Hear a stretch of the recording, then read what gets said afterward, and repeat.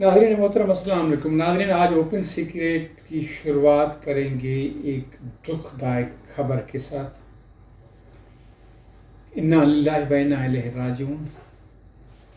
اب ڈاکٹر کمال جامڑو ہم میں نہیں رہے. دوسری جانب ہمارے وزیر اعظم ہیں عمران خان صاحب، جو کہہ رہے ہیں کہ 13 دسمبر کو جب لاہور میں پی ڈی ایم بہت بڑا جلسہ کر رہی تھی، اس وقت میں کیا کر رہا تھا یہ قوم کو پتہ ہے. وہ کیا کر رہے تھے اس دن، یہ بات میں آپ کے ساتھ چند لمحوں میں شیئر کرنے والا ہوں. اور یہ بھی آپ کو بتا دوں کہ ملک کا بہت بڑا ادارہ جس کی میرٹ کی ہم قسمیں کھاتے ہیں، جس کے لیے نوجوان اپنی آنکھوں کا نور ختم کر دیتے ہیں پڑھ پڑھ کے، اس کی اپنی حالت یہ ہے کہ چوکی دار کو اسسٹنٹ ڈائریکٹر بنا دیا گیا ہے. یہ راز کھلا ہے سپریم کورٹ آف پاکستان میں. بات کرنے سے پہلے میں آپ سے گزارش کروں گا کہ اگر آپ نے اپیل ٹی وی کو سبسکرائب نہیں کیا تو سبسکرائب کریں، بیل کے نشان کو پش کریں، لائک کریں اور شیئر کریں تاکہ ہماری باتیں ہم خیال دوستوں تک پہنچتی رہیں.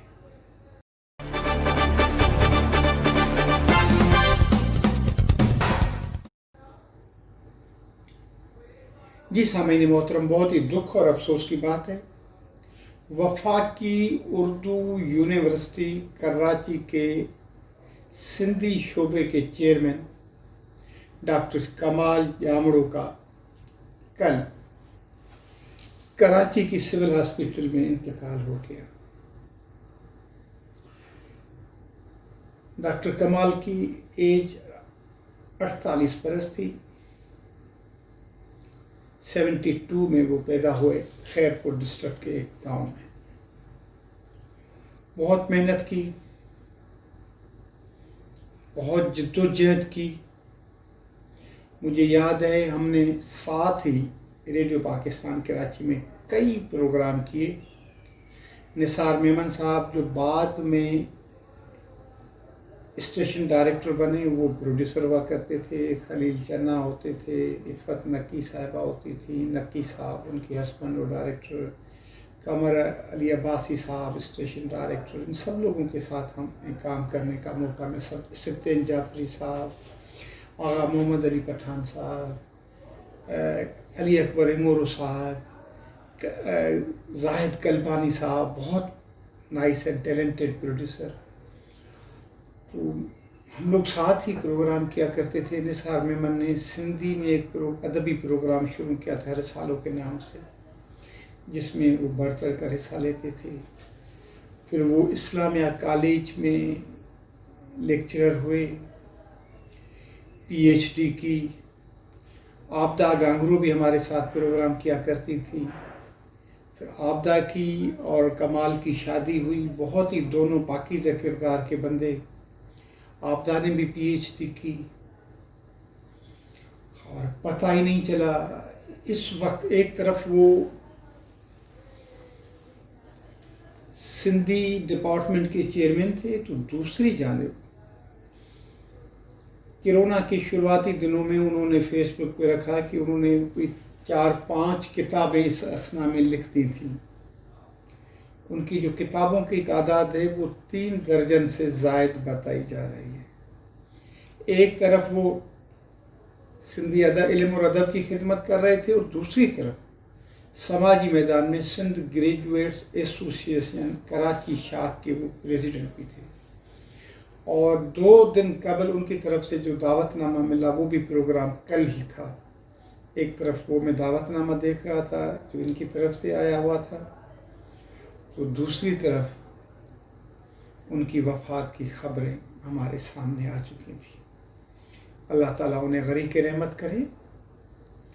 ان کی وفات سے سندھی ادب کو بہت بڑا نقصان ہوا ہے، وہ مسلسل اس جدوجہد میں لگے ہوئے تھے کہ سندھ میں جتنی بھی یونیورسٹیاں ہیں وہ خاص گورنمنٹ کے سیکٹر میں ہیں یا پرائیویٹ سیکٹر میں ہیں، ان میں سندھی لازماً پڑھائی جائے، سندھی لازماً پڑھائی جائے، کیونکہ سندھی پڑھنے سے جن لوگوں کو سندھی نہیں بھی آتی ان کے لیے روزگار کی نئی راہیں کھولتی ہیں۔ کچھ عرصہ قبل کراچی یونیورسٹی میں جانا ہوا، جرنلزم ڈپارٹمنٹ میں ایک تقریب تھی اور وہاں پر مجھے بھی بولنا تھا۔ وہاں پر ہمیں بتایا گیا کہ یہاں اس وقت 3000 بچے جرنلزم کر رہے ہیں۔ میں نے خود اپنی تقریر میں بچوں سے کہا کہ بیٹا اور بیٹیاں، آپ لوگوں کو یہ پتہ ہونا چاہیے کہ جرنلزم کے ادارے محدود ہیں، انگریزی کے بالکل تھوڑے ہیں، اردو کے ہیں اور پھر سندھی کے ہیں۔ سندھی جرنلزم میں جن اردو زبان بولنے والے دوستوں نے انٹری دی ہے وہ بہت بڑا نام پیدا کیا ہے، ان لوگوں نے بہت بڑا نام، کئی نام ہیں، ایک نام نہیں ہے، دو نام نہیں ہے، کئی نام ہیں جو میں آپ کو بتا سکتا ہوں۔ تو میں نے ان کو گزارش یہ کی کہ آپ سندھی بولنا اور لکھنا پڑھنا بھی سیکھیں، کیونکہ اس وقت کراچی میں کوئی بھی میری نظر میں ایسا انگریزی یا اردو کا میڈیا ہاؤس نہیں ہے یا ادارہ نہیں ہے یا اخبار نہیں ہے یا ٹی وی چینل نہیں ہے یا ریڈیو نہیں ہے جس میں سندھی بولنے والے نہ ہوں، لیکن ایسے کئی سندھی کے ادارے ہیں جہاں پر اردو بولنے والا صحافت میں نہیں ہے، کیونکہ وہ سندھی سیکھ نہیں رہا ہے۔ لہٰذا آپ سندھی سیکھیں، اور کئی سندھی چینل کھل چکے ہیں، کئی اخبارات ہیں، ان میں اپنے لیے جگہ پیدا کریں۔ تو ڈاکٹر کمال اس مشن کو لے کر کے آگے چلے۔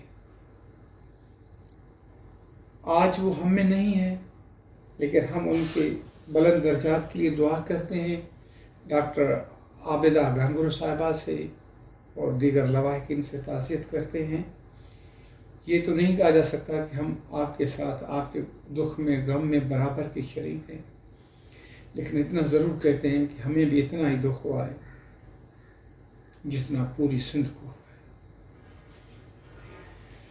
ناظرین، میں آپ سے بات دوسری جو کر رہا تھا وہ وزیر اعظم صاحب کی عقل، فہم، فراست، دانائی کی کر رہا تھا۔ وہ دنیا کو کس نظر سے دیکھ رہے ہیں، مخالفین کو کس نظر سے دیکھ رہے ہیں۔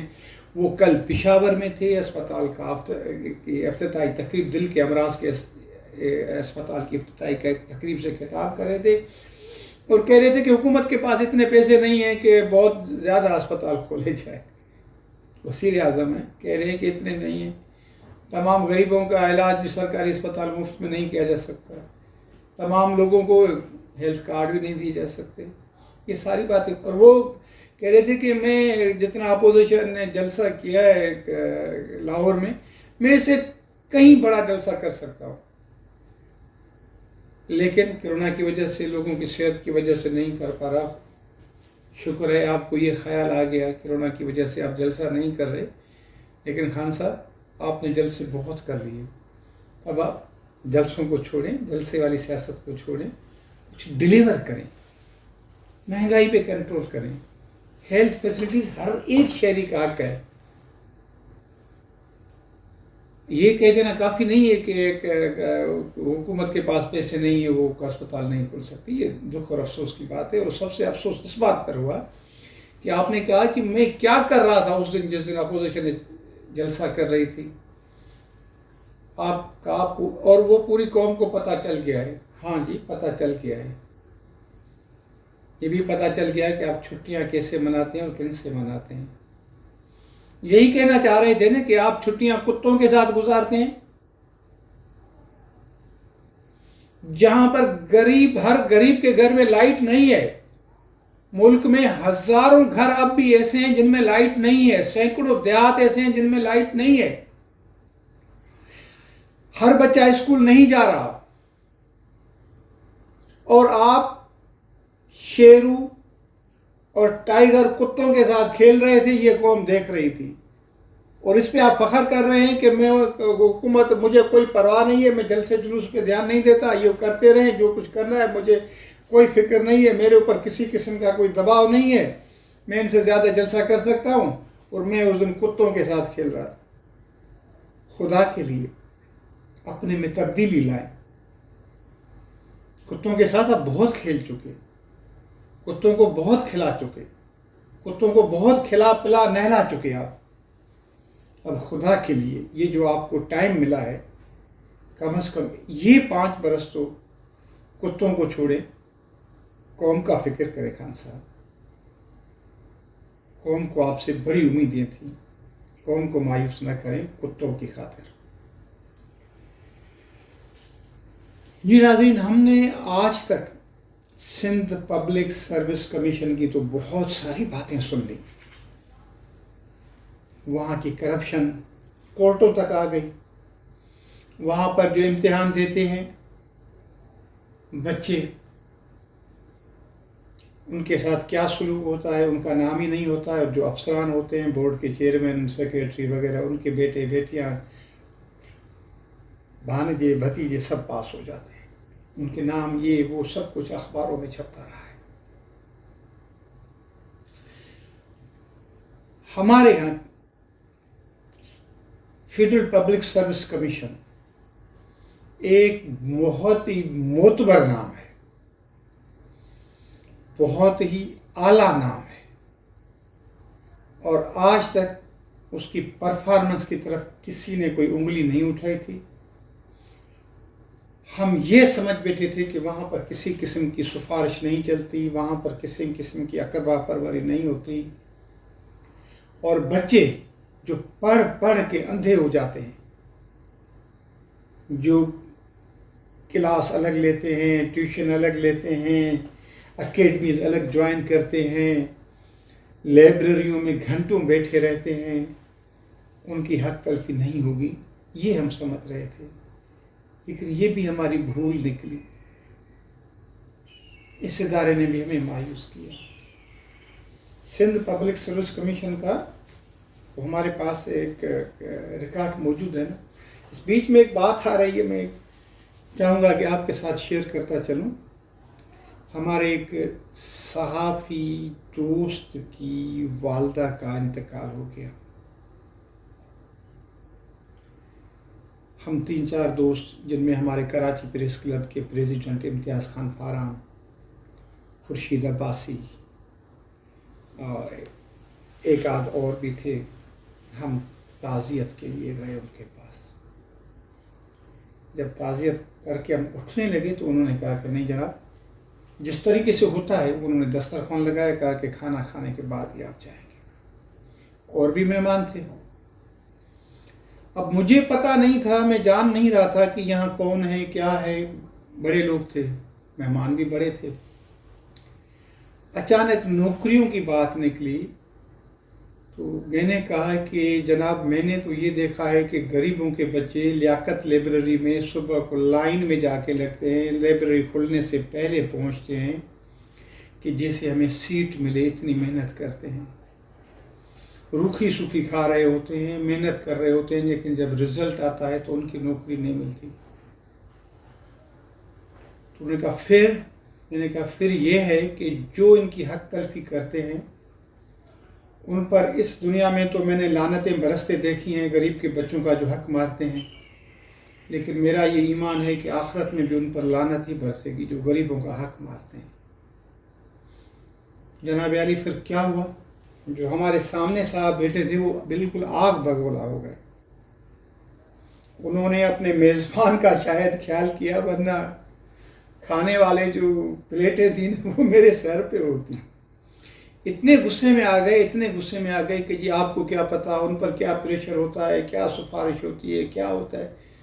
میں نے کہا یار، میں نے کون سی بات کی؟ میں نے تو صرف یہ کہا ہے کہ جو غریبوں کے، مزدوروں کے، آریوں کے، محنت کشوں کے، ٹیکسی ڈرائیور کا بچہ ہے، مل میں کام کرنے والے مزدور کا بچہ ہے، دکاندار کا بچہ ہے، وہ جو محنت کرتا ہے اس کو حق نہیں ملتا، تو جو حق ان کا کھاتے ہیں ان پہ لعنت ہے اس دنیا میں بھی آخرت میں. میں نے یہ کہا ہے، نہیں کیا کہا ہے.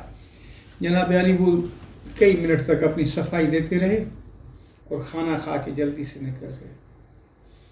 ہمارے میزبان نے جن کے سے ہم تعزیت کرنے گئے تھے کہ سر انہوں نے مجھے کہا کہ یار آپ نے ان کو تو بہت ہی مار دیا, آپ نے ان کو ٹارگیٹ کیا, کیوں کیا؟ میں نے کہا ٹارگیٹ کیا, یہ کون تھے؟ میں تو جانتا بھی نہیں. کہا آپ نہیں جانتے؟ کہا سچ نہیں جانتے. میں نے جب قسم کہی کہ میں نہیں جانتا بھائی, مجھے کیا پتا. انہوں نے کہا کہ یہ صاحب بھی سندھ پبلک سروس کمیشن کے چیئرمین رہے ہیں. میں نے کہا کہ ساری یہ مجھے اگر پتا ہوتا تو میں ایسی بات نہیں کرتا, کیونکہ مجھے پتا ہے وہاں پہ کیا ہو رہا ہے. مجھے نہیں, پوری قوم کو پتا ہے, پورے سندھ کو پتا ہے کہ وہاں کیا ہو رہا ہوتا ہے. اس طریقے سے آج جب میں نے یہ خبر پڑھی ایک معتبر انگریزی اخبار میں, کل اسلام آباد میں سپریم کورٹ آف پاکستان میں 6 رکنی بینچ جس نے چیف جسٹس جناب گلزار احمد صاحب کی سربراہی میں پروموشن کے حوالے سے, فیڈرل پبلک سروس کمیشن میں پروموشن کے حوالے سے جب درخواست کی سماعت کی تو وہاں پر یہ راز بھی کھل گیا جناب کہ پبلک سروس کمیشن میں, فیڈرل پبلک سروس کمیشن میں چوکیدار کو اسسٹنٹ ڈائریکٹر بنا دیا گیا ہے, جس کے لیے کم از کم تعلیم گریجویشن ہونی چاہیے. جسٹس اعجاز الحسن اور کے بھی بڑے ریمارکس آئے. اس کے بعد کہ جب فیڈرل پبلک سروس کمیشن میں ایک چوکیدار اسسٹنٹ ڈائریکٹر ہو سکتا ہے تو مجھے کم از کم جتنا غصہ سندھ پبلک سروس کمیشن پہ تھا وہ ختم ہو گیا ہے. اور دوست کی والدہ کی تعزیت کے وقت میں نے جو سابقہ چیئرمین صاحب کا, سندھ پبلک سروس کمیشن کا جو سابقہ چیئرمین تھے, ان کا جو نادانستہ طور پر جو دل دکھایا تھا, مجھے اس پہ بھی افسوس ہونے لگا ہے. اپنے بھائی اپنے دوست شیر محمد خوار کو اجازت دیجیے. خدا حافظ.